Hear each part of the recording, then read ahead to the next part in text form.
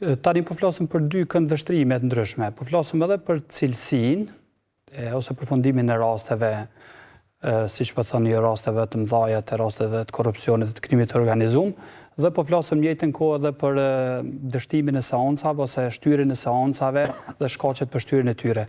Unë do të ndalem pak te shkaqet për shtyrjen, po do të flas pak edhe te çështja ajo të cilën e ngrit ju. Shkaqet e shtyrjes, siç e thash edhe një herë, ose dështimit të seancave, ose siç njihen ndryshe seancat jo produktive, janë shkaqet teknike, të cilat mund t'i numërojmë disa prej tyre që janë kryesore, siç mund të janë për shembull ndrimi i adresave të palëve, gjithsesi dhe pamundësia për m'u dërgu ftesa në adresa të cilat i kanë dhënë më herët.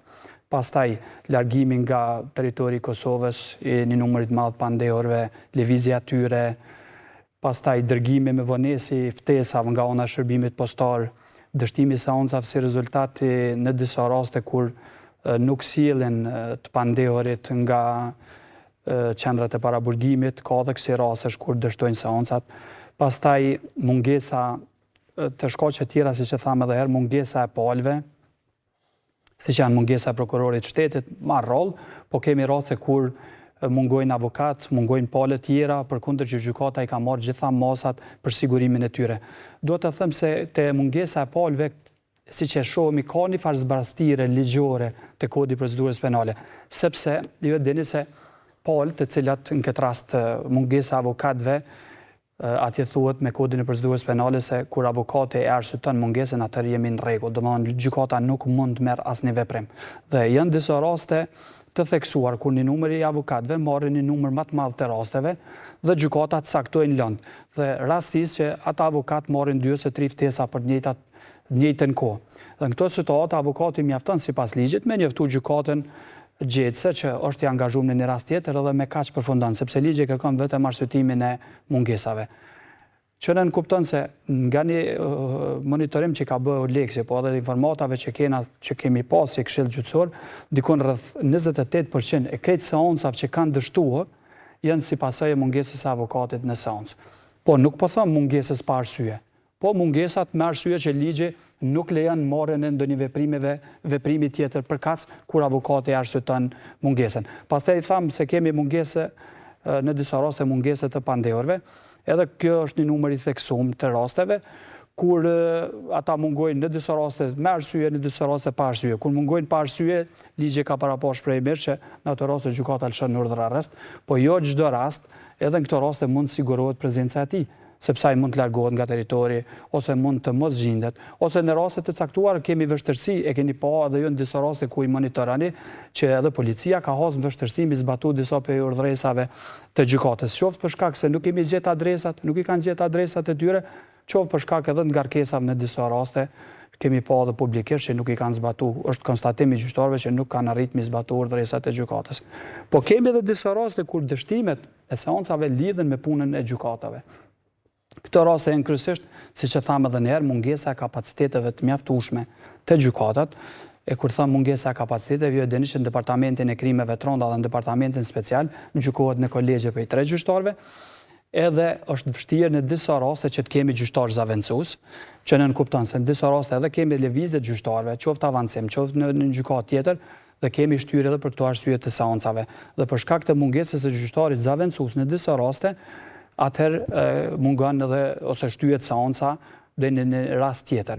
Po kemi probleme edhe kur themi te kushtet e punës, po edhe në disa raste për shkak të përkthimeve, mungesa e përkthyesve veçanërisht në departamentin special edhe në gjykatën e apelit, që këtë çështje kemi ngritur si këshill gjyqësor disa herë, se kemi thënë që nuk kemi mjete dhe mundësi financiare mi rekrutu numër të mjaftueshëm të përkthyesve me qëllim që të adresojmë gjitha sfidat që i ka sistemi i drejtësisë. Tash shtrohet pyetja çka ka bërë Këshilli gjyqësor me adresu çështjen e efikasitetit. Unë do të ndalem vetëm shkurtimisht i përmend disa veprime konkrete që i ka marrë Këshilli. Ka ndërtuar 2 strategji, strategjia për trajtimin efikas të lëndëve ose efikasitetin e trajtimin e lëndëve të korrupsionit, krimit të organizuar dhe rasteve kundër detyrës zyrtare, që është strategjia më e re 2025-2027, që është vazhdimsi e strategjisë paraprake.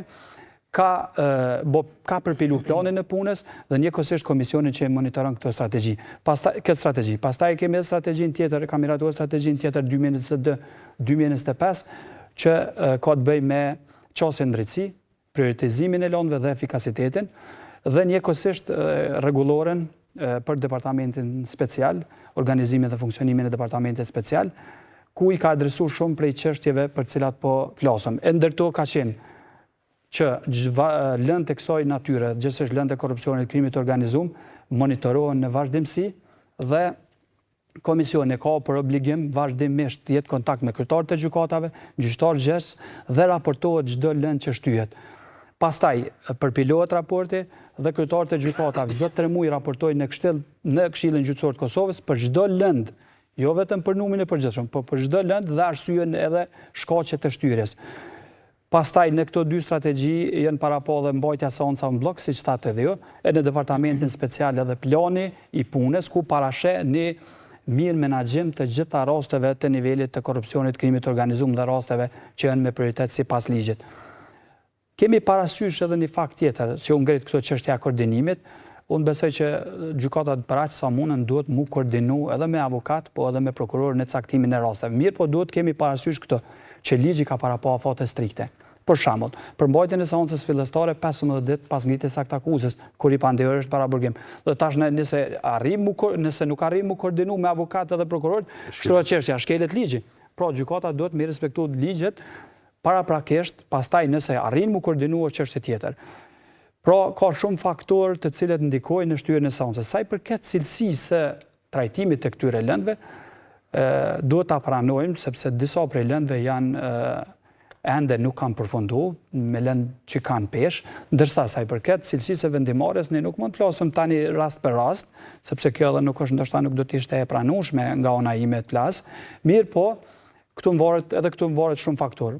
Unë e kam një përvojë në fushën penale dhe mund të them se këtu determinon shumë cilësia e akuzës ose akuzës dhe cilësia e hetimeve. Sa më e mirë të jetë cilësia e hetimeve dhe akuza, unë besoj aq më lehtë do të përfundoj gjykimi dhe aq më cilësor do të jetë edhe vendimi, meritor dhe përfundimtar. Por sigurisht që ka njëherë mund të ketë edhe çalime edhe të gjykatat, nuk mundu me absolutizëm me fol, mirë po fatmirësisht ne kemi ndërtuar Kosova ka ndërtuar sistemin shumë shkallshmërisë, edhe po që se vred se ka ndonjë lëshim në shkallën e parë, sigurisht që palët mund ta shfrytëzojnë të drejtën e tyre që të parashtrojnë ankesë në gjykatat të nivelit tjetër. Sa i përket një çështje tjetër që Këshilli e ka adresuar, që është shumë e rëndësishme thon, është çështja e lëndëve në rigjykim. Mos mi përsërit me këto strategji që i përmendëm më herët, është adresuar çështja e lëndëve në rigjykim dhe vazhdimisht monitorohen, saqë mund të them edhe besoj edhe ju subetimi për drejtësi i keni përcjell disa raste që ka pas raste dhe procedura disiplinore kur gjyqtarët nuk e kanë respektuar afatin i cili është i përcaktuar për trajtimin e lëndëve në rigjykim. Pra, këto lëndë kanë prioritet mbi prioritet. Edhe një çështje të fundit që du me ngrit, që besoj është për mu vlerësu, sa i përket çështjes së trajtimit të lëndëve në gjykatën e apelit, me aktet e Këshillit është përcaktuar gjithsesi me rregulloren e punës së gjykatave, është përcaktuar që lëndë tani në rigjykim i ndohen kolegjit të njëjtë gjykatës apelit. Sepse ka ndodhur në kaluaren që lëndë të cilat i ka trajtuar një kolegj kur kanë shkuar edhe një herë në gjykatën apelit është trajtuar nga kolegji tjetër dhe kjo ka ndikuar edhe te cilësia, po ka ndikuar edhe te vendimarrja, sepse ndoshta një kolegj ka pas një qasje tjetër ndaj lëndës, kolegji tjetër ndaj qasje jo te vendimarrja, po them te praktika gjyqësore. Dhe tani kolegji lënda i ndohet kolegjit të njëjtë nëse e njëjta lëndë shkon prapë në gjykatën apelit dhe unë besoj që kjo ka me ndiku në uljen e numrit të lëndëve që do të kthehen në rigjykim, edhe besoj që ka dhënë efektet e para ky vendim i Këshillit ose ky akt i miratuar nga Këshilli Gjyqësor i Kosovës.